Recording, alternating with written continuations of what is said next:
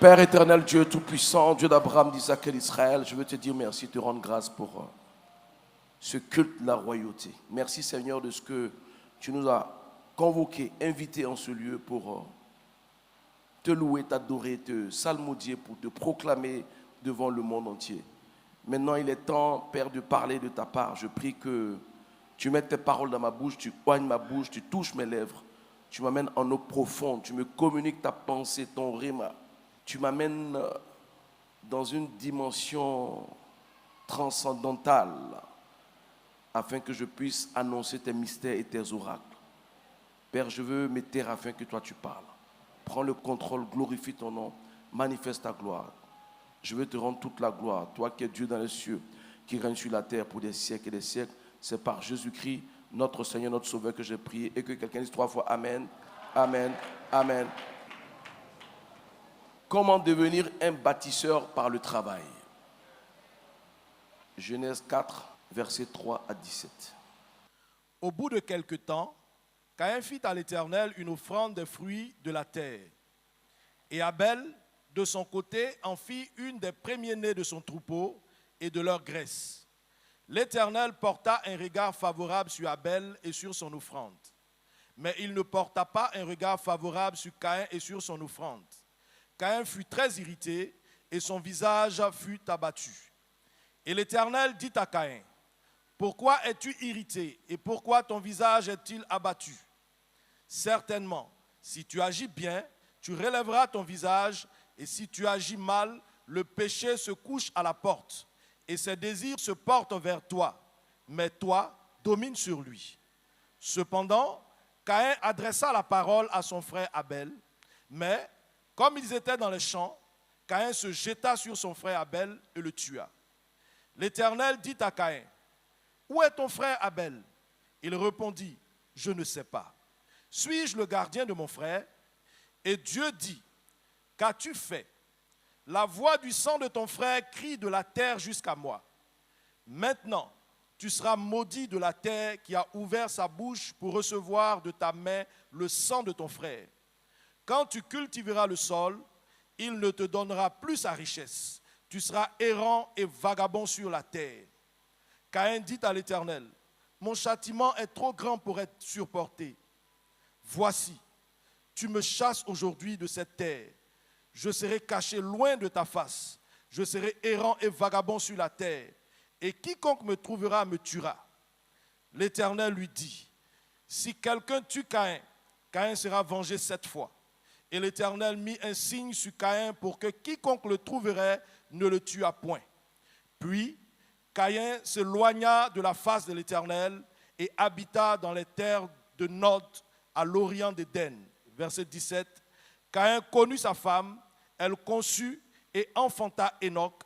Il bâtit ensuite une ville et il donna à cette ville le nom de son fils Enoch. Que Dieu bénisse sa parole. On va prendre Psaume 127, versets 1 à 2. Cantique des degrés de Salomon. Si l'Éternel ne bâtit la maison, ceux qui la bâtissent travaillent en vain. Si l'Éternel ne garde la ville, celui qui la garde veille en vain. En vain, vous levez-vous le matin, vous couchez-vous tard et mangez-vous le pain de douleur. Il en donne autant à ses bien-aimés pendant leur sommeil. Que Dieu bénisse sa parole. Alors, je reviens à la première lecture. La Bible dit qu'un jour, Caïn a eu à cœur de faire une offrande à l'Éternel. Il était laboureur. Donc, en tant que laboureur, parmi sa récolte, il a pris quelques plantes et il a fait une offrande à l'Éternel. Son frère Abel a vu que l'acte que son frère était en train de poser pouvait être un bon acte.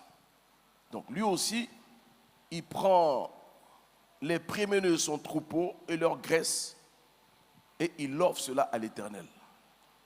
Et la Bible précise que Dieu agrée l'offrande de celui qui n'a pas eu l'initiative en premier, c'est-à-dire Abel, et Dieu n'agrée pas l'offrande de Caïn. Et la Bible dit que Caïn fut très irrité. Donc pendant qu'il était contrarié, Dieu lui dit, mais pourquoi tu es irrité? Si tu agis bien, il n'y a pas de problème. Donc ça veut dire que Caïn pouvait bien agir. Il savait quoi faire. Parce que vous savez, Dieu ne peut pas vous condamner pour ce que vous ignorez. Amen. Donc, Caïn avait le choix entre bien agir et mal agir. Malgré le fait que Dieu lui ait parlé, la Bible dit que il s'est retrouvé dans les champs avec son frère. Ils étaient tous les deux. Il s'est jeté sur son frère et il l'a tué. Alors, lorsque Dieu lui demande où est ton frère, il dit je ne sais pas. Il venait de mentir. Il dit suis-je le gardien de mon frère? Et Dieu lui dit le sang d'Abel crie jusqu'à moi. Je veux déjà enseigner que vous pouvez tuer quelqu'un, mais vous ne pouvez pas tuer son sang. Parce que le sang est rattaché à l'âme. Le sang, c'est le côté matériel de l'âme. C'est pour ça que lorsque quelqu'un n'a plus de sang, il ne peut pas vivre. Amen. Donc, Dieu dit que le sang d'Abel là, crie jusqu'à lui. Donc, le sang réclame vengeance. Parce qu'il a assassiné son frère.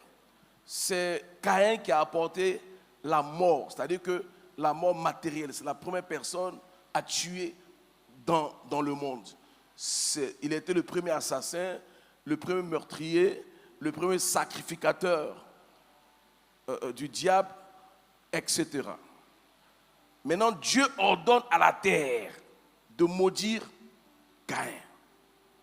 Parce que Dieu avait maudit la terre avec Adam. Maintenant, il ordonne à la terre qui est maudite de maudire Caïn. Et il dit que lorsque tu vas labourer là, la terre ne t'apportera aucune richesse. Mais en même temps, à la Genèse, il a dit, c'est à la sueur de ton visage que tu mangeras ton pain. Ça veut dire que la terre te donnera à manger, mais la terre ne te rendra pas riche. Amen. Et il dit à Dieu que sa sanction est vraiment trop lourde, qu'il sent qu'il va errer, vagabonder, mourir comme ça. Et Dieu met un signe. Il dit non, tu ne mourras pas. Tu vas vivre longtemps. Mais pour subir ce que je t'ai dit. Amen. Mais ce que je retiens, c'est que la Bible dit que lorsque Caïn s'est marié, il a eu un fils.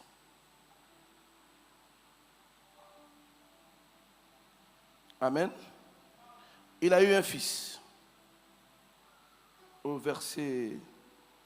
On dit que Caïn connut sa femme, elle conçut et enfanta Enoch. Il bâtit ensuite une ville et il donna à cette ville le nom de son fils Enoch.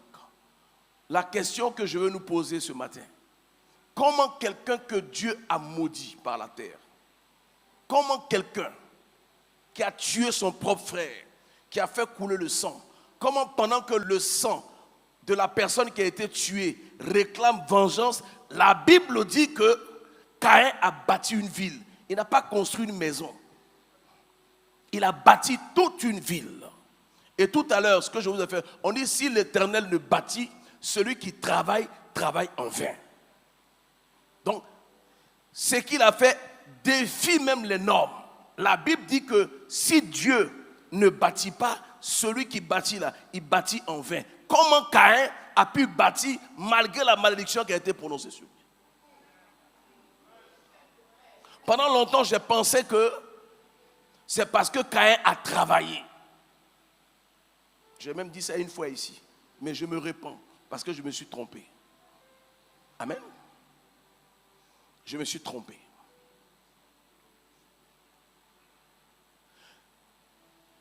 Quelqu'un peut travailler, avoir un travail, avoir un salaire. Mais bâtir une ville, c'est une autre dimension.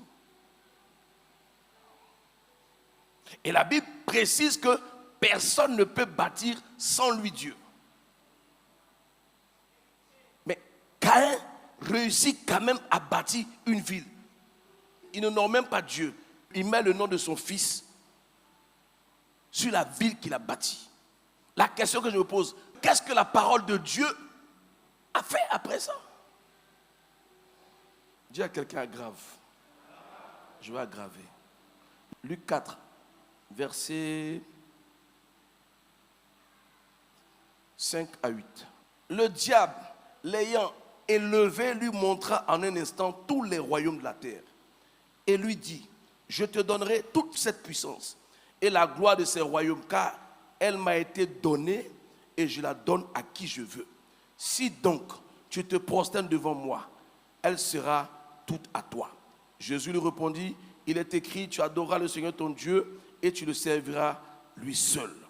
Ici nous voyons que après les 40 jours de jeûne du Seigneur, la Bible dit que le diable a amené notre Seigneur Jésus dans le désert pour le tenter. Et dans la tentation, il montre la ville, il montre les royaumes de la terre. Et il lui dit que ces royaumes-là m'ont été donnés. Mais il ne dit pas qui lui a donné ces royaumes. Il dit, je les donne à qui je veux. Suivez-moi bien. Hein? Il ne glorifie pas Dieu. Sauf que ces royaumes-là, il les a eus lorsque Adam a péché. Donc, de façon légale, il a cédé. Parce que c'est le diable qui a séduit Adam et Ève.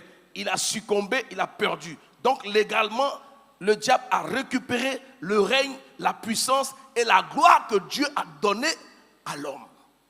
C'est pour ça qu'il dit qu'ils m'ont été donnés et je les donne à qui je veux. Sauf que lorsque Adam et Ève mangent le fruit de la connaissance du bien et du mal, ils reçoivent en eux le bien et le mal.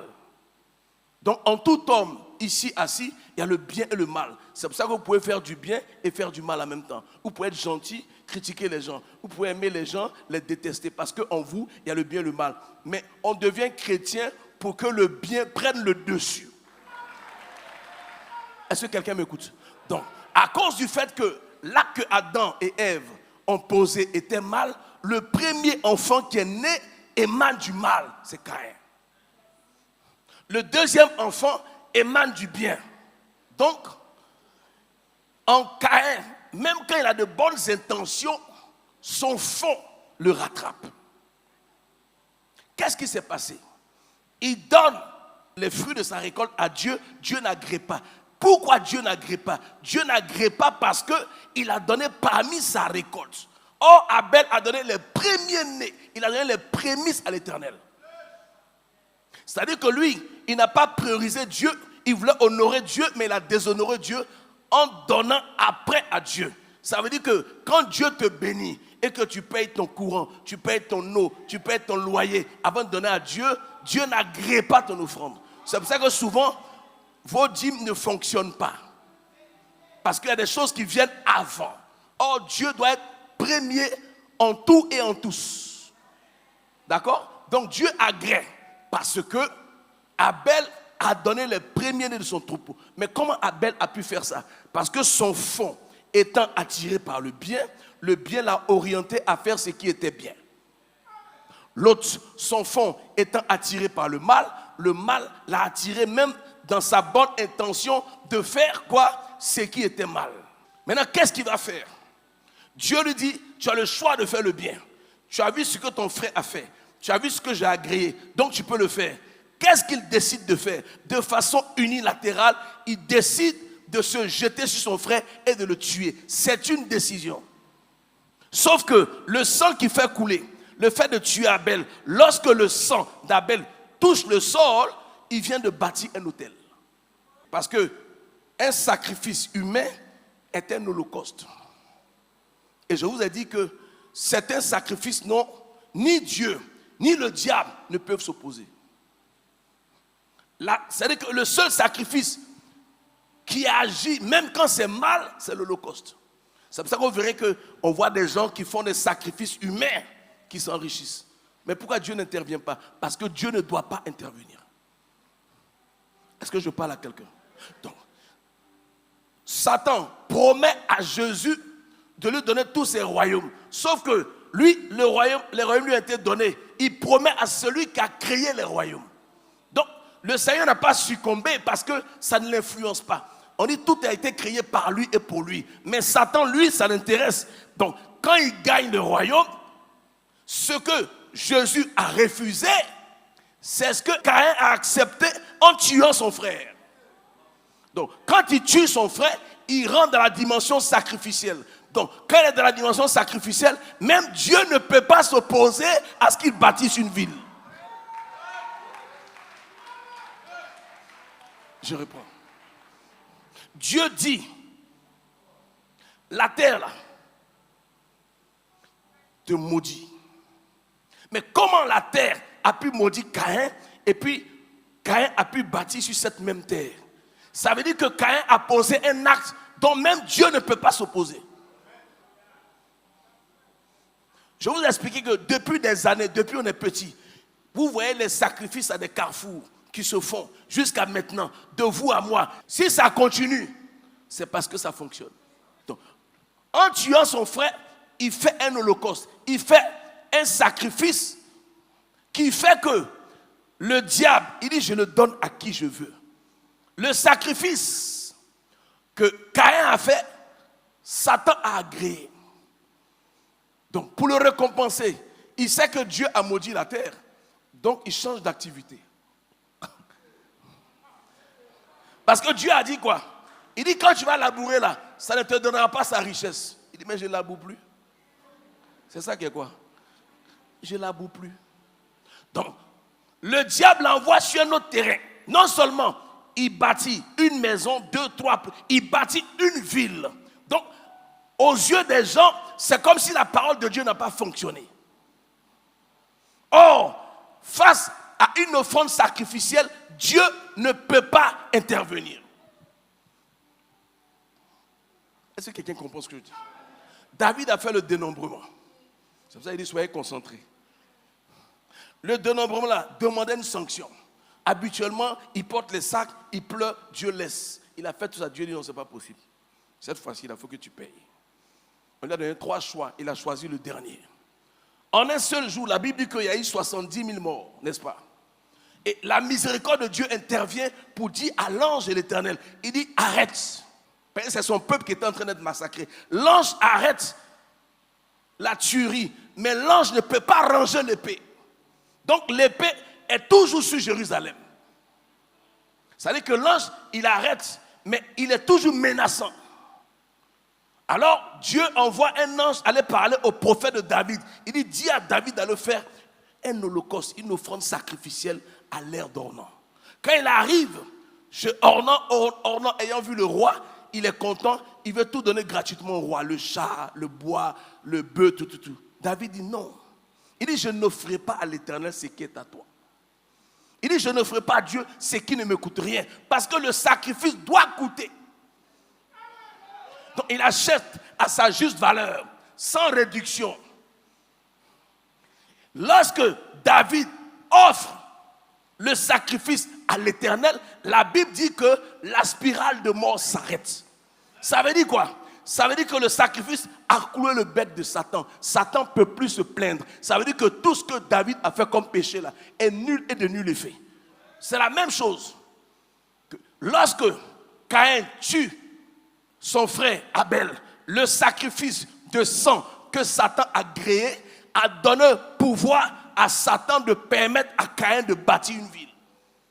Voici pourquoi des gens ne vont pas à l'église et ils sont plus riches que vous, ils sont plus prospères que vous. Je veux dire à quelqu'un, quand tu ne connais pas l'origine de la richesse de quelqu'un, ne l'envie pas.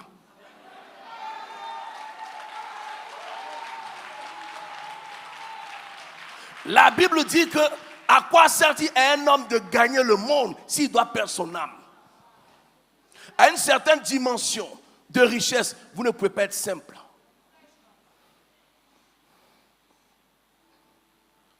C'est pour ça qu'il y a très peu de milliardaires dans le monde. Parce que pour devenir milliardaire, il faut être mystique. Quand je parle de mystique, un mystique, c'est quelqu'un qui comprend les mystères du monde invisible. On a attribué ça aux sorciers, mais un chrétien doit être mystique pour comprendre comment le monde fonctionne. Est-ce que je parle à quelqu'un? Vous voyez des gens qui jouent au loto, ils gagnent des milliards, ils les perdent. Pourquoi? Parce que tu peux gagner des milliards. Mais comment les conserver? C'est le plus dur. Parce que l'argent, il respecte celui qui le contrôle. Pourquoi on met l'argent à la banque? C'est pour le sécuriser, non? Donc l'argent, si tu ne le sécurises pas, il répare. Donc il ne peut pas avoir beaucoup de milliards dans le monde parce que ce que ces personnes font pour conserver leurs milliards, les chrétiens ne peuvent pas le faire.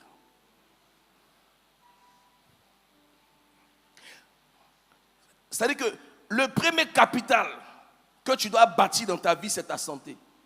Il y a des gens qui pleurent. C'est-à-dire qu'il va chez le médecin, on lui dit, bon, tu dois donner tel. Il trouve que c'est cher, il pleure. Mais comment quelqu'un peut pleurer pour sa santé? Je veux qu'on m'explique. Comment tu peux être une personne civilisée et puis tu ne prends pas les dispositions pour ta santé? Mais quand tu n'es pas en bonne santé, là, tu ne peux rien faire. La première des choses que tu dois bâtir en toi, c'est toi-même.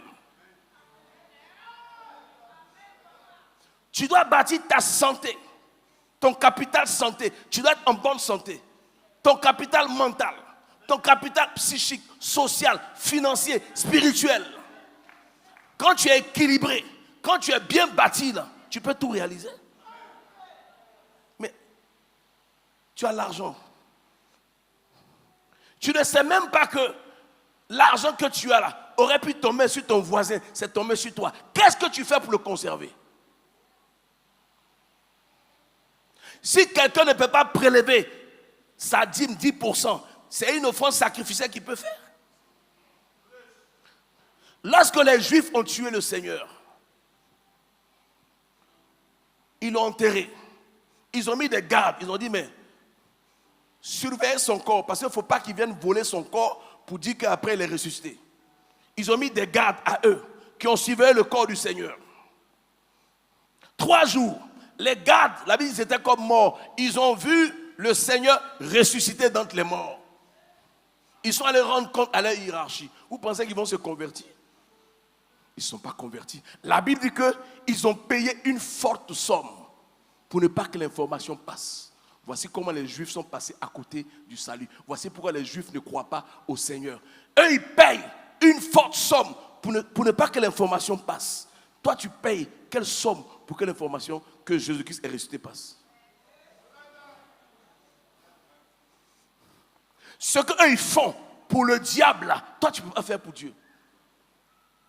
La Bible dit que l'argent et l'or appartiennent à Dieu. Mais pourquoi l'argent et l'or est entre leurs mains? Parce qu'ils sont entrés dans la dimension sacrificielle. C'est ce que les anglophones ont compris, que les francophones n'ont pas encore compris. La dimension sacrificielle, l'autel, l'holocauste. C'est la seule chose qui arrête, quel que soit ce que tu as fait. Dieu ne s'en souvient plus. Mais pourquoi Dieu ne se souvient plus de nos péchés? Mais parce que Jésus a été un holocauste, il a été un sacrifice pour nous. C'est pour ça qu'il ne se souvient plus de nos péchés. Le sacrifice arrête la spirale. Maintenant, je vous pose la question. Caïn était un bâtisseur, n'est-ce pas? Mais pourquoi les francs-maçons ne sont pas des francs laboureurs et ils sont francs-maçons? Dis à grave. Les francs-maçons sont les plus grands bâtisseurs du monde. Pourquoi? Ils ont pris comme référence Caïn. Caïn est l'ancêtre de la franc-maçonnerie. Le deuxième modèle qu'ils ont pris, c'est Salomon. C'est pour ça qu'il y a une branche de la franc-maçonnerie qu'on appelle les Templiers. Quand vous allez à Paris, là, on dit porte des clients. Tu vois une porte là-bas? Il n'y a pas de porte, mais il y a une porte. Pour ceux qui ont les yeux spirituels. Ça veut dire qu'ils contrôlent le monde en bâtissant. Maintenant, la question que je te pose, pourquoi Jésus est charpentier pendant qu'ils sont maçons?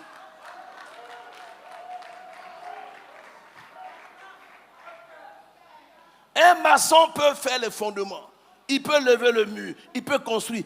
Tant que le charpentier ne couvre pas la toiture, la maison n'est pas finie. Je suis en train de dire à quelqu'un qu'ils peuvent commencer, mais toi tu vas terminer. La Bible dit que celui qui est agréable à Dieu, là, Dieu arrache pour le méchant pour lui donner.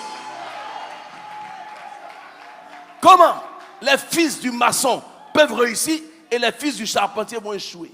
Et le charpentier, il est au-dessus de la maison. Le maçon, il est à la fondation.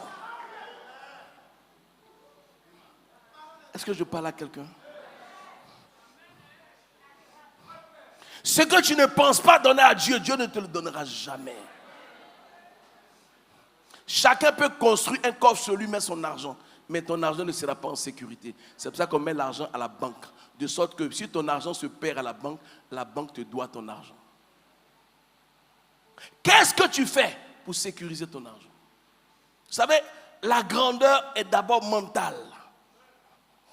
Quelqu'un ne peut pas aspirer à devenir président de la République s'il n'y a pas la grandeur en lui. Parce qu'il y a des personnes qui s'auto-censurent. Il y a des personnes qui estiment qu'elles ne méritent pas. Ça, c'est dans leur tête. C'est une réunion personnelle. Mais quand tu aspires à ce qui est grand, ta grande pensée doit être accompagnée de grands actes. Est-ce que je parle à quelqu'un? Il est important, vous savez, la Bible dit que ceux qui ont confiance à Dieu là, pendant que d'autres se lèvent pour aller galérer, dans Psaume 127, 1 à 2 là, on dit Dieu les visite quand eux ils dorment. C'est quand ils sont couchés là que Dieu apporte la bénédiction. Or les bénédictions de l'Éternel sont suivies d'aucun chagrin. Mais ceux-là, Caïn qui a tué son frère, qui en a fait un hôtel pour bâtir une ville, la seule chose que le diable ne peut pas te donner, c'est le salut. Donc il est préférable d'avoir un peu avec le salut que beaucoup sans salut.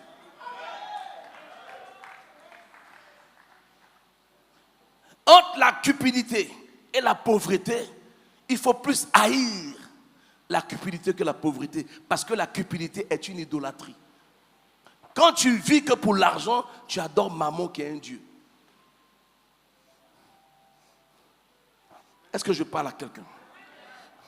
L'église est un gros marché.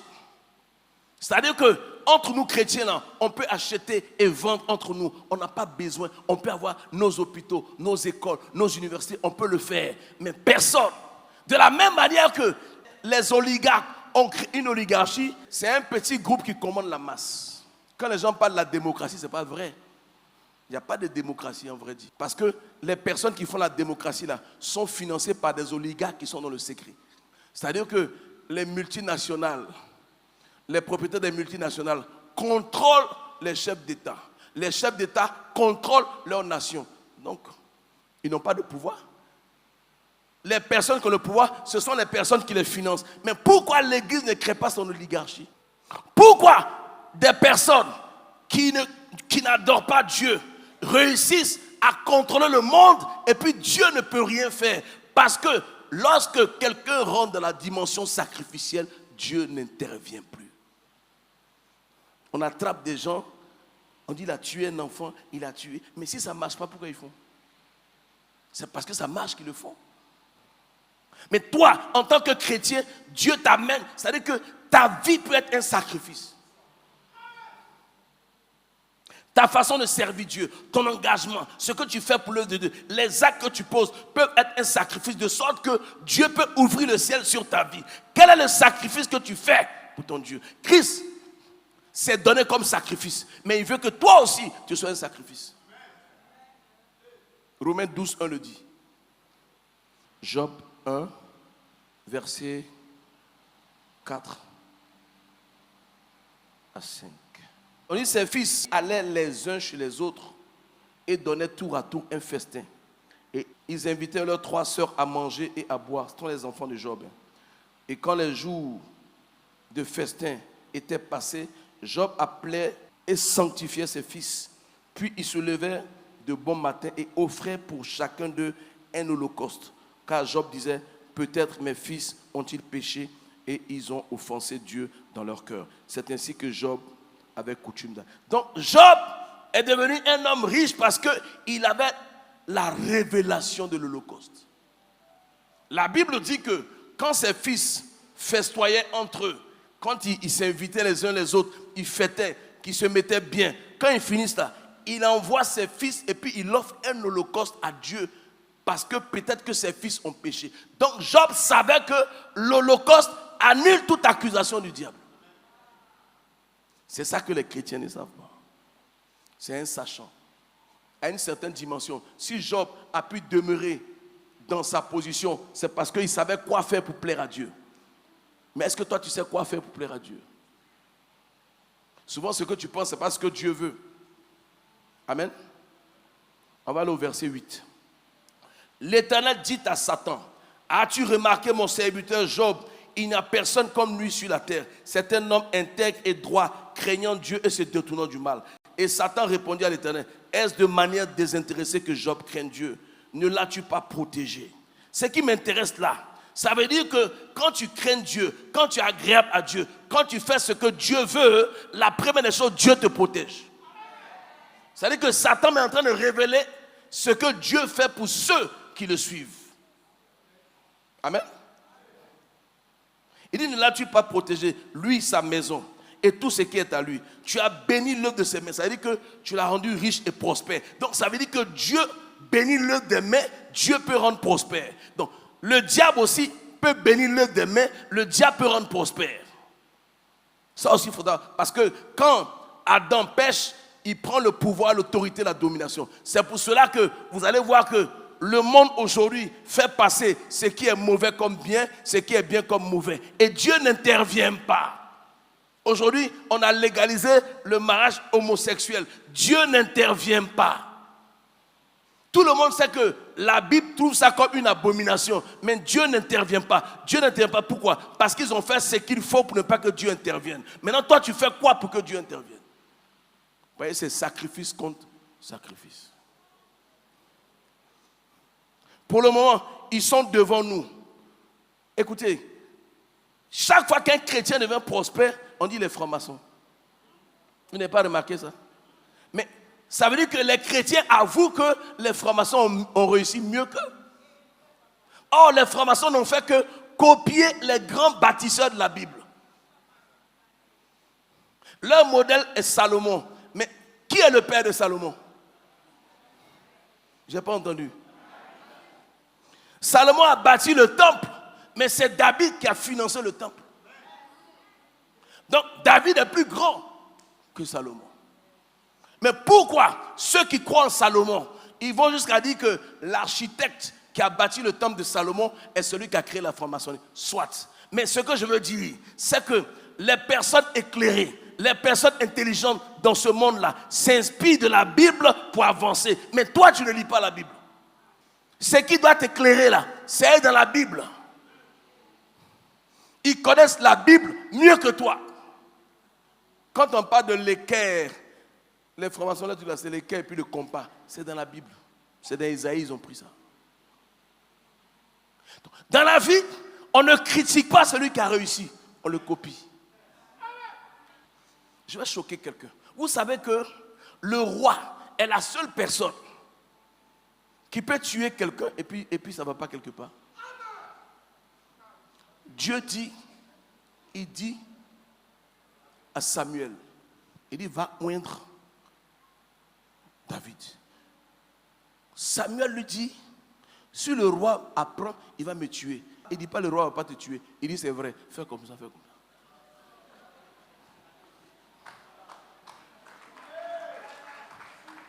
Pourquoi il ne dit rien? Parce qu'il ne peut pas. C'est pour ça que quand tu es dans un pays, n'insulte pas le président. Parce que si le président se lève contre toi, là, qui peut te défendre? Il faut être intelligent. On n'insulte pas le président. La Bible dit que ne maudit pas le roi, ne maudit pas le riche. Même quelqu'un que Dieu a béni, si tu l'insultes, tu ne connaîtras jamais ce qu'il a connu. Il faut servir celui qui est au-dessus de toi. Il ne faut pas combattre. Quand quelqu'un n'est pas à ton niveau, ne le combat pas. Copie-le. Personne ne peut sauter sans s'abaisser. Il y a des gens qui sont comme ça. C'est fini. C'est ton terminus là. Tu ne peux rien faire. Tu es obligé de t'abaisser. Mais tu ne veux pas t'abaisser. Les mystiques comprennent la Bible mieux que les chrétiens. Pourquoi on dit l'humilité précède la gloire? Pourquoi on dit l'humiliation précède l'élévation? On est suffisant. On est condescendant. C'est-à-dire que le chrétien, il est dans le superficiel. Il aime juste les honneurs et puis il n'y a rien dedans. Oh, les oligarques là, ils ne se font pas voir. Ils sont dans le silence et puis ils sont blindés. Nous là, nous on aime le matu vu. Et puis il n'y a rien. Eux là, ils se cachent et puis ils ont tout. On m'a montré une vidéo sur internet. Il y avait un gars qui avait ses bijoux et puis ils ont montré le petit qui a fait Facebook là. Il était dans un McDonald's, il était en train de manger, il était t-shirt, tout. Quelqu'un qui est béni, il n'est pas ostentatoire. C'est-à-dire que quand il sait que Dieu l'a vraiment béni là, sa richesse le gêne, donc il la cache. Tous les gens que vous voyez sur Internet là, c'est des VI, c'est des menteurs. Ils sont le contraire de ce qu'ils disent. Écoutez, les personnes les plus riches dans le monde là ne sont pas dans Forbes. Je reprends. Les personnes les plus riches, ce sont des familles. Vous savez, pour se bâtir là, quand tu te bâtis là, tu dois bâtir ta famille et ta postérité. On bâtit sa famille par une éducation. Tu peux avoir beaucoup d'argent. Tu peux avoir même des milliards sur un compte. Tant que tu ne matérialises pas tes milliards, ça peut repartir. Comment on matérialise? Ça veut dire que c'est pour ça que tu peux voir que quelqu'un peut bâtir un immeuble de 500 millions et puis encaisser un loyer de 5 millions. Parce que ce qui l'intéresse, ce n'est pas le loyer, c'est l'immeuble. Cet immeuble-là, dans 2 ans, il peut valoir 2 milliards. Tu as sécurisé ton argent dans un mur. C'est ça un bâtisseur. Quand on dit que quelqu'un est riche, on ne le value pas qu'à ce qui est sur son compte. On le value à son patrimoine immobilier. On le value à ses tableaux, on le value à ses montres, on le value à ses bijoux. C'est comme ça qu'on évalue, on dit il vaut tel montant. Donc, si tu as que de l'argent sur un compte, tu es riche, mais tu n'es pas fortuné. Parce que la fortune, c'est une disposition. On dit, Caïn a bâti une ville. Construire une banque, c'est bâtir une vie. Est-ce que je parle à quelqu'un? Oh, vous, chrétiens, en vous mettant ensemble, vous pouvez faire tout ça. Vous savez comment les Blancs nous ont colonisés? Quand ils attaquent un pays, les voisins ne s'en mêlent pas. Ils disent non, ça ne nous regarde pas. Donc ils ont pris village par village, village. Or, si tous les villageois s'étaient mis ensemble pour attaquer l'envahisseur, personne n'aurait été esclave. Mais le problème des Noirs, c'est qu'on n'est pas solidaire. J'avais un ancêtre à Bounois qu'on appelle Amangwa, un guerrier plein. Ce sont ses propres frères qui l'ont vendu. Il faut qu'on se revoie. Vous ne pouvez pas être des frères, des voisins. Vous êtes dans l'église, vous ne vous aimez pas, vous ne vous saluez pas. C'est l'image de votre défaite. Tu n'aimes pas des gens pour rien. Tu regardes, sa tête ne te plaît pas. On te dit depuis des années, mais c'est pour ça que ta vie ne bouge pas, mon ami. Aujourd'hui, dans les écoles, on apprend aux enfants des garçons à s'embrasser. Mais vous pensez que si on a nos écoles, on peut apprendre dans nos écoles? Aujourd'hui, les gens meurent pour 20 000, 40 000 parce qu'on n'a pas nos hôpitaux, on n'a pas nos cliniques, on n'a pas nos collèges, on n'a pas nos universités, on n'a pas nos télés. On est dans le monde, mais on n'est pas du monde. On doit créer notre monde dans le monde.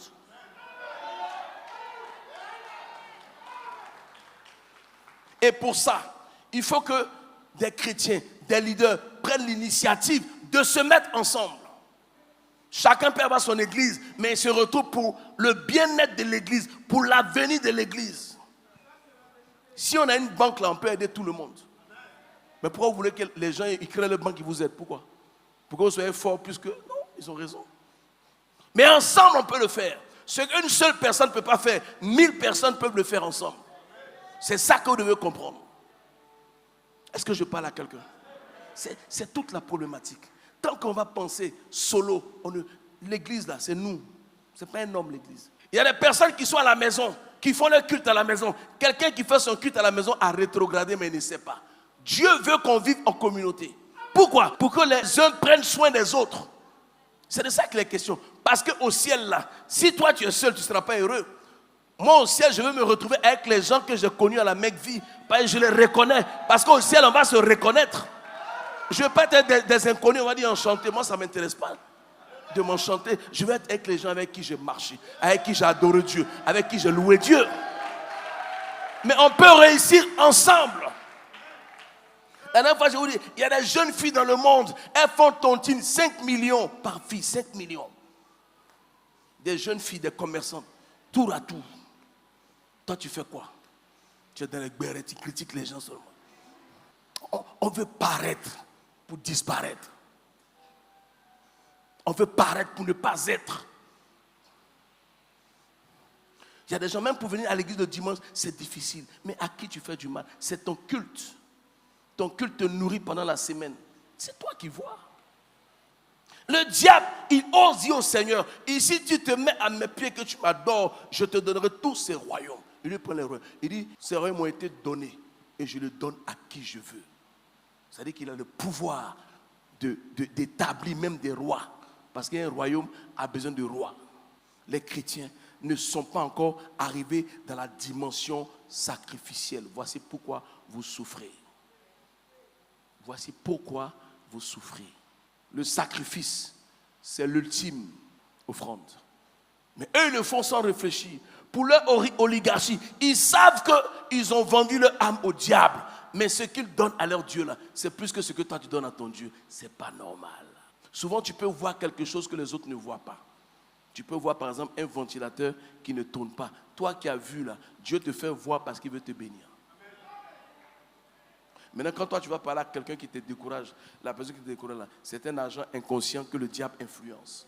Toi, tu as vu, là, tu ne poses pas de questions. Tu fais spontanément. Parce que Isaac a dit quoi? Il dit, il va me faire un mec afin que mon âme te bénisse. L'âme, c'est l'émotion. Afin que, quand je suis dans l'émotion, là, je puisse te bénir.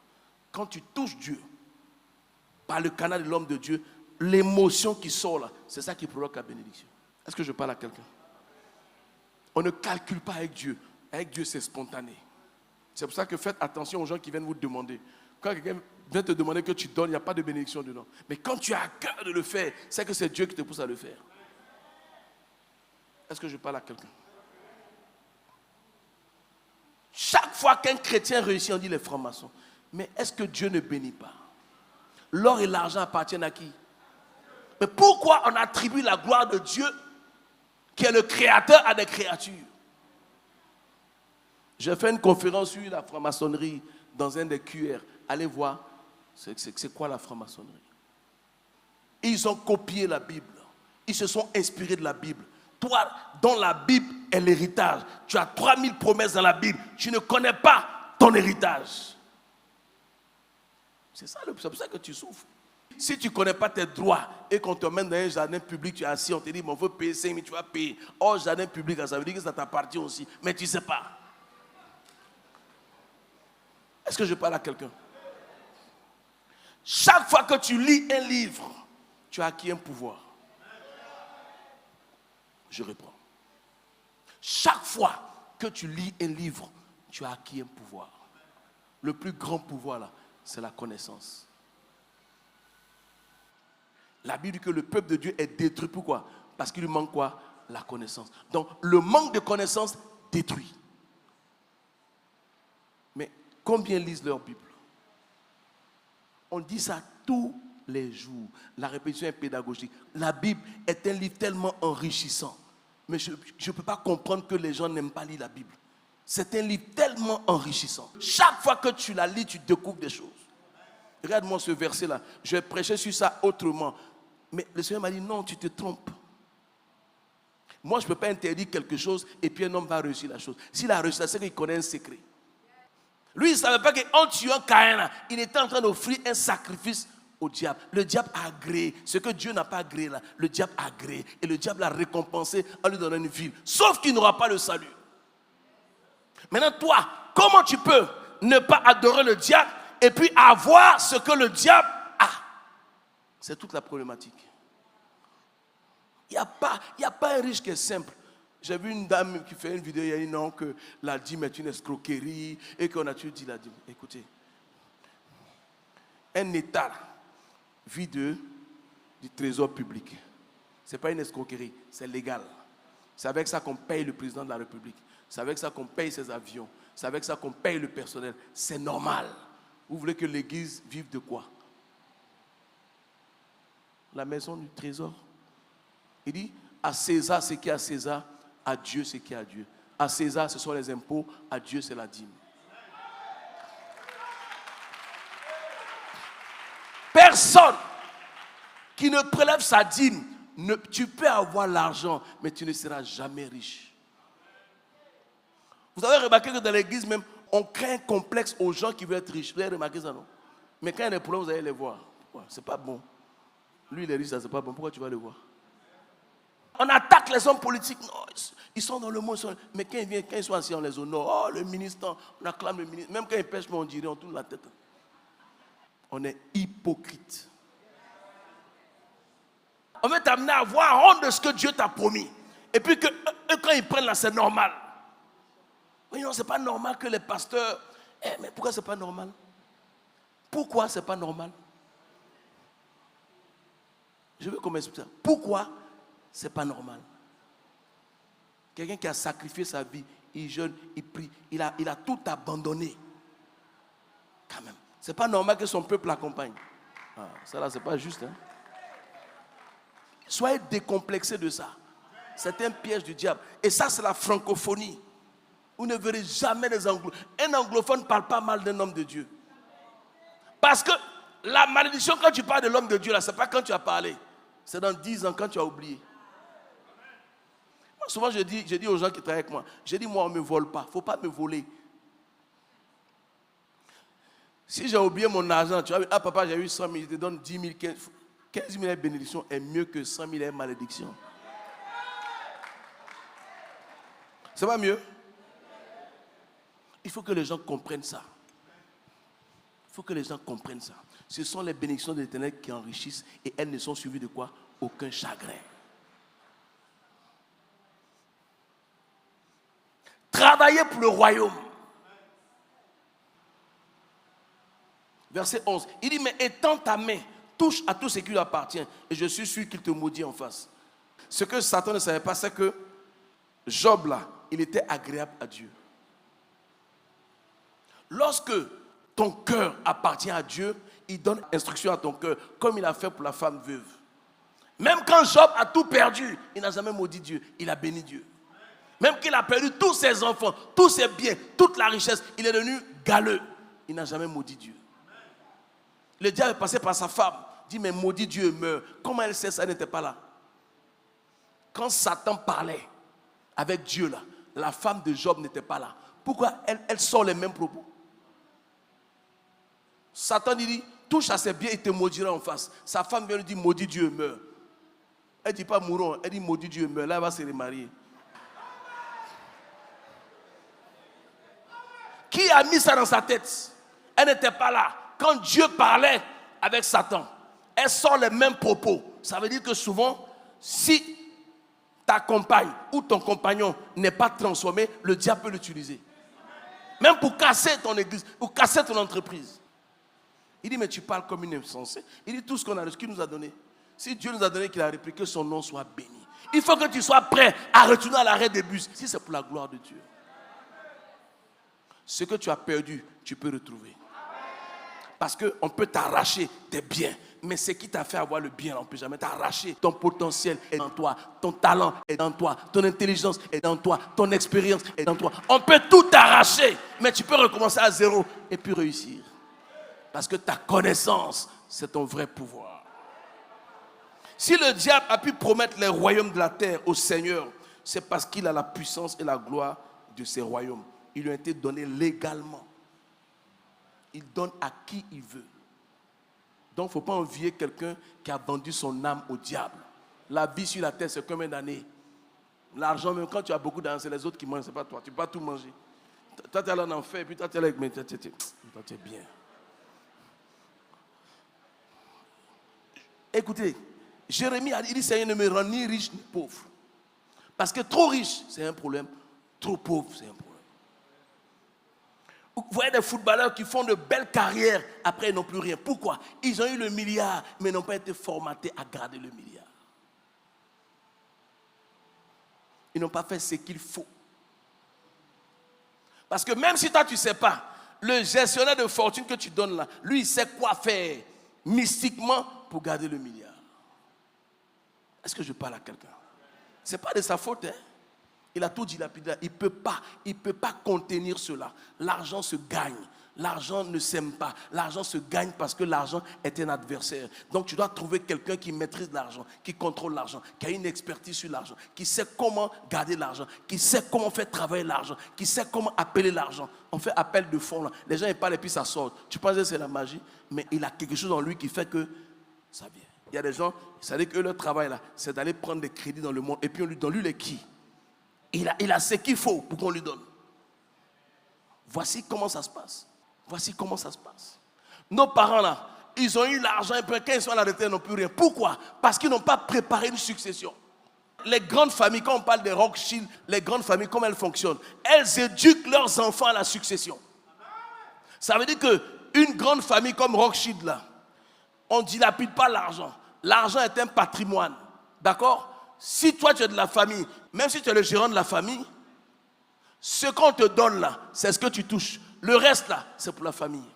Ça veut dire que tu n'as pas le droit d'utiliser l'argent de la famille comme il faut. Ce qui te revient, on te donne. Le reste là, c'est pour la famille.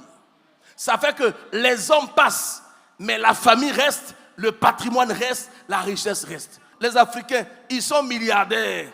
Ils ne préparent pas leurs enfants. Il faut les bâtir par une éducation. Pendant les vacances, là, tu les amènes à la société pour qu'ils travaillent en vacances, pour qu'on les paye. Ils apprennent en même temps comment. C'est ce que les Blancs font. Tout le travail qu'on fait, c'est pour nos enfants. Donc tes enfants doivent travailler dans ta société. J'ai dit, mais tu as une société et puis tu es entouré d'étrangers. Mais eux, là, ils n'ont rien à foutre de toi. C'est ton argent qui les intéresse. Faites attention aux gens qui vous aiment pendant que vous avez l'argent. Je reprends. Il y a des gens, quand tu as l'argent, il y a un amour incommensurable. Ça dit, il t'a aimé quand il t'a aimé. Toi, tu es étonné d'un tel amour. Mais quand tu n'avais rien, il était où? Ça dit, il t'aime quand toi, tu as peur. C'est ton argent, il aime. Il te voit en jeton. Si tu donnes 10 000 à quelqu'un et que la personne te dit que ce n'est pas beaucoup là, dis-toi que la personne ne t'aime pas. C'est ton argent, elle aime. Parce que tes 10 000 là, tu n'es pas obligé de donner à quelqu'un. C'est ton argent. Celui qui est trop fâché, il n'a qu'à aller chercher son argent. Quand on te donne, il faut dire merci. Parce que quand toi tu es une seule personne et que tu règles les problèmes des hommes, tu te substitues à Dieu. C'est Dieu qui peut régler le problème d'une seule personne. Si tu as bien des millions là, on te donne 100 000, va chercher 9 personnes.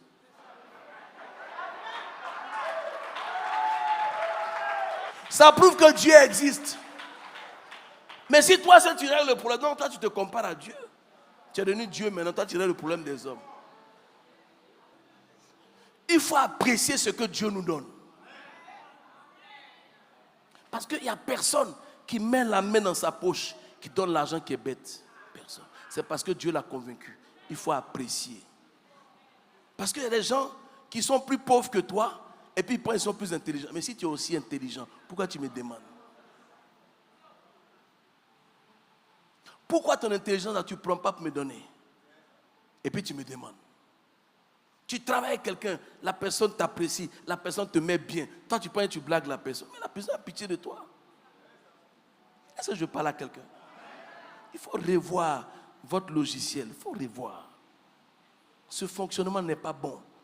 Souvent, on te donne, on te fait du bien, et puis tu murmures. Non, je pensais qu'on allait me donner ça. Voilà.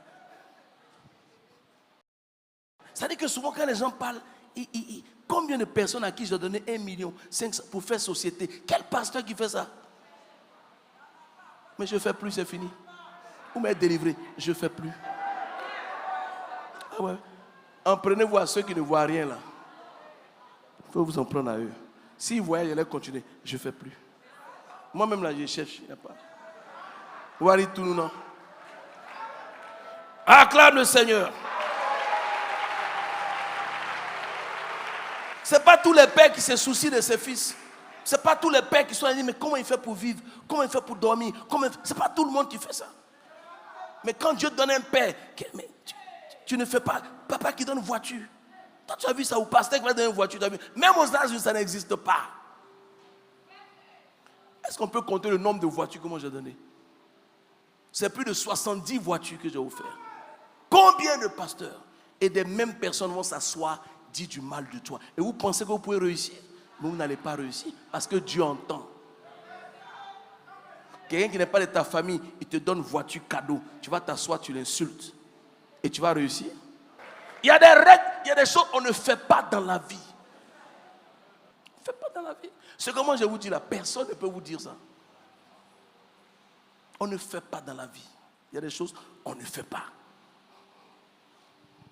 Il y a des personnes, ma fille là, elle n'était pas mariée, elle n'avait pas d'enfant, elle ne faisait pas d'enfant. Elle a eu un enfant, elle a 2 enfants, elle est mariée, on l'a nommée dans son travail. Quelqu'un comme ça, si quelqu'un comme ça s'assoit à parler, vous pensez que Dieu va accepter? Non. Faites attention. Dieu ne peut pas accepter ça. Ta source de bénédiction, il ne faut pas la tarir. Satan présente Job comme quelqu'un que Dieu a protégé. Donc vous devez savoir que c'est Dieu qui rend riche. C'est Dieu qui protège. C'est Dieu qui protège nos enfants, notre famille. Mais Dieu a protégé Job parce que Job était agréable à Dieu. Donc si tu es agréable à Dieu, Dieu te protège. Si tu es agréable à Dieu, tu ne mourras pas de faim. Si tu es agréable à Dieu, il pourvoit à tes besoins. Si tu es agréable à Dieu, il prend soin de toi. On va prendre Hébreux 3:3 et on va finir. On dit car il a été jugé digne d'une gloire autant supérieure à celle de Moïse. On parle de Jésus.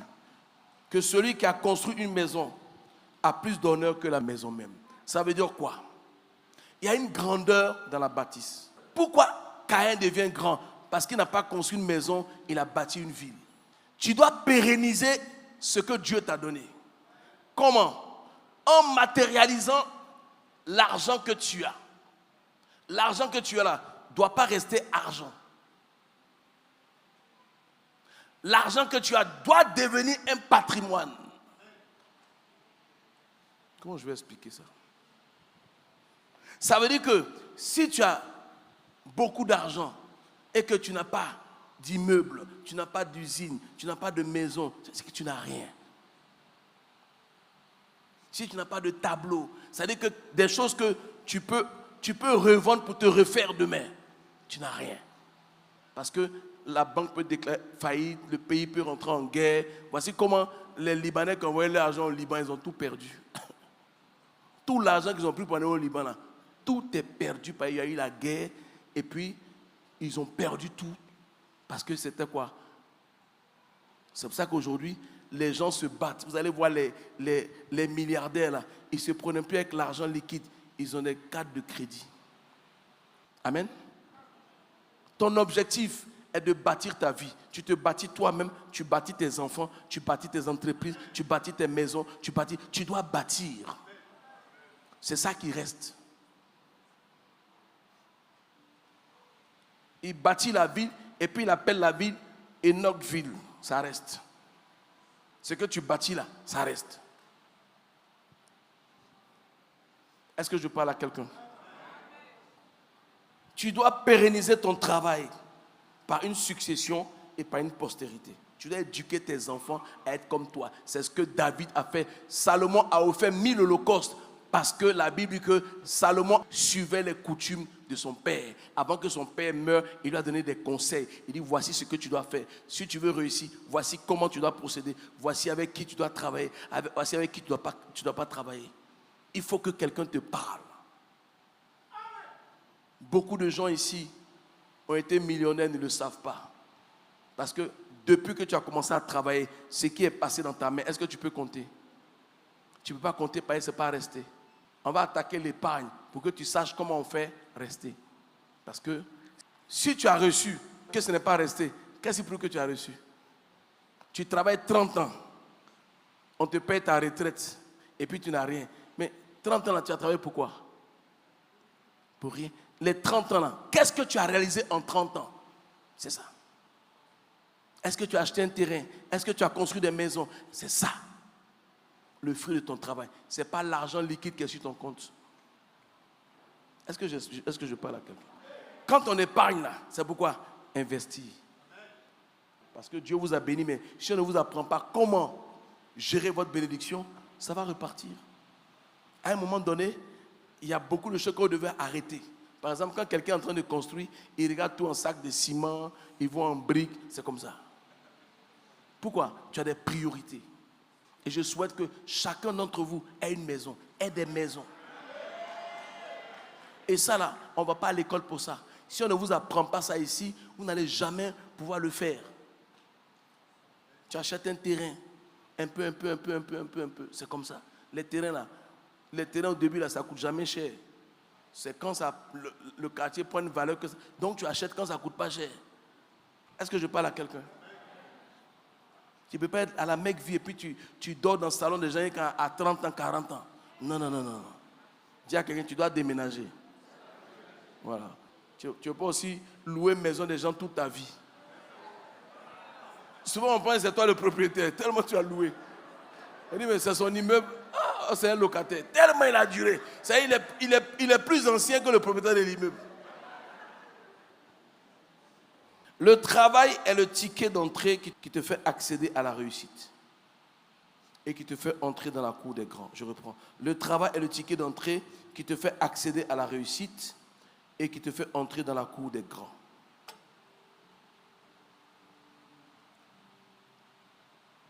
À partir d'aujourd'hui, il ne faut pas envier quelqu'un qui a l'argent. Tu ne sais pas ce qu'il a fait pour cela. Il y a des gens qui ont beaucoup d'argent, mais leur vie est très sale. Il y a des gens, vous les voyez dans la ville, ils ont des chambres privées chez eux, avec des serpents, avec des corps humains, et puis l'argent sort. Tu vas faire quoi avec ça? Tu vas faire quoi avec ça? Quelqu'un qui est stylé ne fait pas ça. Quand tu vas même chez les marabouts, où il vit, il dort lui-même. Si lui peut gérer sa vie, il fait quoi là-bas? Quand même, réfléchis. C'est sa limite. Les gens, ils font bédou magique, ou bien ils font zamou. Tu fais zamou, bédou magique, porte-monnaie là, on peut remplir combien dedans? Même 10 minutes, ça va faire combien? Tu vas mourir à cause de ça? Bédou magique là, on peut mettre combien dedans? Réfléchissez un peu. Il y a des gens qui font le zamou pour avoir la gloire, mais quand ils meurent là, c'est fait. Ça sert à quoi? Le diable n'a pas de parole. Il peut te promettre la gloire et puis te dire, bon, tu vas mourir à 80 ans et puis te tue à 30 ans. C'est un menteur. Il s'en fout. Quand on dit menteur, là, tu ne l'as pas insulté. C'est sa description. Non, il s'en fout. Si on m'appelle Kodia, pourquoi il me fâcher? Lui, son nom, c'est menteur. Donc, il signe le pacte avec toi. Et puis, il te dit, bon, tu vas faire 60. Il ment. Ça fait partie même du deal, le fait qu'il mente là. Ça fait partie du deal. Donc, tu ne vas pas confier ta vie pour des miettes. Il y a 3 jeunes qui sont allés à Port-Boueux voir un marabout pour qu'il fasse zamou pour devenir riche. Le premier là, ça y est, le monsieur, il lance les maïs et puis la poule là. Le premier, la poule a mangé 10 grains. Il dit, bon, toi tu vas vivre 10 ans. Il est content. Le deuxième là, la poule a mangé 7 grains. Toi tu as vu 7 ans. 3 ans, la poule était là, elle a mangé 3 grains. Maintenant lui, il peut... 3 ans, tu vas mourir.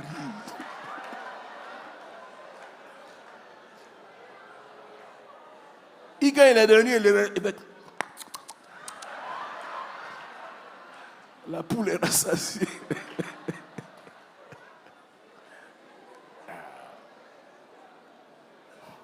Il y a des choses quand tu vas faire, il faut les faire seul. Mais s'il était seul, la poule allait manger peut-être 20 grains ou même 30 grains. La même poule. 3. Il fait. La poule, elle ne sait même pas de quoi elle est rassasiée. Elle n'est même pas prête. Quand quelqu'un est rassasié, mais la nourriture, les nerfs, vous avez remarqué, non? C'est ça qui est là. Lorsque tu auras tout bravé pour atteindre le sommet, on te dira bravo. Donc, ne baisse pas les bras. Que Dieu vous bénisse.